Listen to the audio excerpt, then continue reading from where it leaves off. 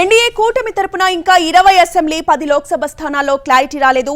Palakonda, Etcherla, Cheepurupalli, Bheemili, Paderu, P Gannavaram, Polavaram, Avanigadda, Vijayawada west, కైకలూరుతో పాటు దర్శి, ఆలూరు, ఆదోని, గుంతకల్లు, అనంత urban, Dharmavaram, Rajampet, Jammalamadugu, Badvel, railway Koduru స్థానాల్లో అభ్యర్థులపై NDA కూటమి ఇంకా ఎటూ కూడా తేల్చుకోలేకపోతోంది. గుంటూరు, నెల్లూరు జిల్లాల్లో ఇప్పటివరకు మొత్తం సీట్లను ప్రకటించాయి.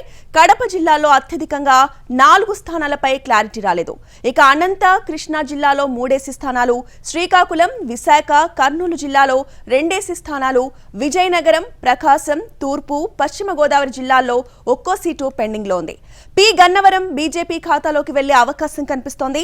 తిరుపతి అభ్యర్థి మార్పుపై తర్జన భర్జన పడుతోంది జనసేన. కొన్ని స్థానాలకు జనసేన, బీజేపీ మార్చుకోనున్నాయి.